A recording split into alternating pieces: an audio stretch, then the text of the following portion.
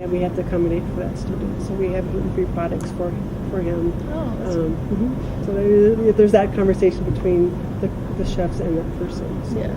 I'm actually gluten-free too. That's why I always ask if there's anything special. So We're hoping next year to change part of our menu into a gluten-free menu. that'd be cool. Nice. I didn't know about that. Have you noticed anything different? Like, have you lived in the Madison area your whole life, or Wisconsin? Off and on for about 20 years. Oh, so do you know anything about like the restaurant atmosphere in like other like parts of the states as compared to this? Even you said Cambridge. Is that different than say the Madison atmosphere? I guess it depends. Well, Cambridge is a smaller town, so there isn't that diverse restaurants. And the thing, there is kind of a community of people who work in restaurants. We have kind of a community, who works at such place. And I'm not so much. I've been away for several years. I just came back to Madison just this fall. There used to be a time when you would know where everybody was. So Madison's nice. It's very diverse places to eat. So you said there's some community between chefs or cooks. Yeah. Do you kind of communicate outside of work, or is it mostly just from working together? Just from word of mouth. You hear who's at what restaurant. I'm not really into the loop as of now, but at one time when I was, you knew where everybody was, and it was nice. The chef community. Yeah. Is there any secret codes or? No secret codes. Leave notes in your meals or something. How do you differentiate between a chef and a cook?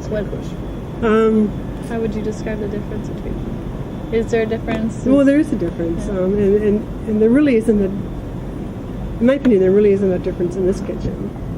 I think a chef is a title that more people have more pride in, but basically it's more cooking than chefing here. Chef has more control over a menu and designing the menu, where we really don't have that. But it's a nice title to have. So for the places that you've worked, has it been most of your time is spent just preparing the food, or do you spend a significant amount of your time kind of figuring out recipes or tweaking recipes, kind of like planning? It depends on where you work. Yeah. When I worked at Holy Wisdom, I had to tweak, and I did my own shopping and researched recipes, and we had a lot of people who had allergy. You mentioned the allergies, so yeah, you had to accommodate that.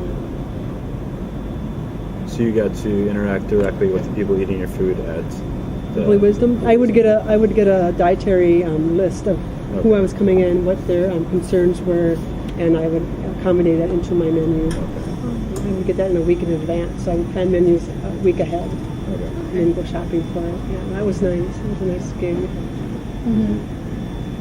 I know a lot of people before they become a chef or a cook, they just kind of work in the restaurants in general, like as servers or waitresses and stuff. Did you do that?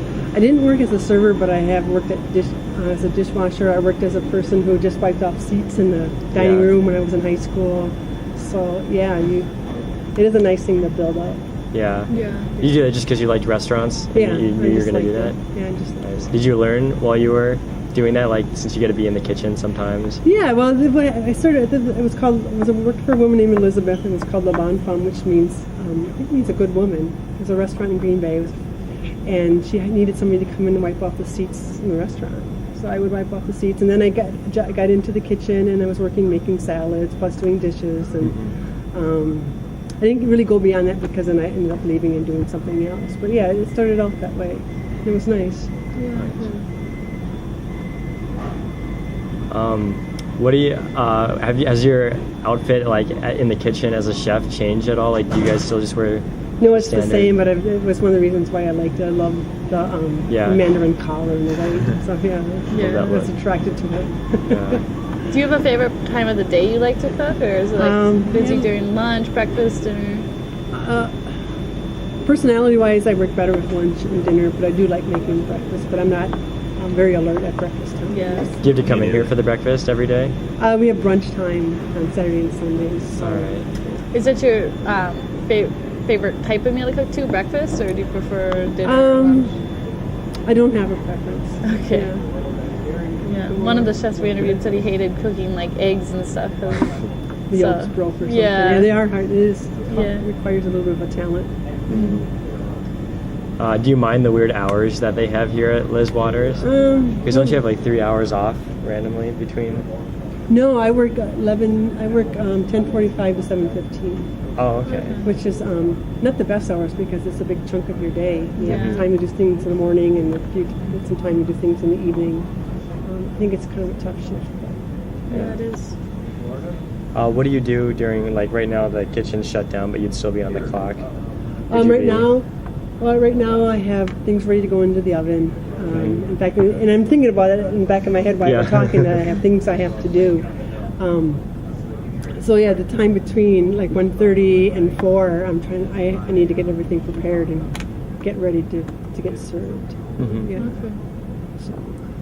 So when you're actually at like 4 o'clock when the dinner shift starts, is there a lot? Is cooking still to be done, or is most of it already kind of ready and prepped and everything? Well, it should be ready to be pulled out of the oven and ready to go onto the line around 4. Okay. And you want it to happen all at once, so you have to have a good sense of timing. So you don't want to have this done an hour before this is done. So yeah.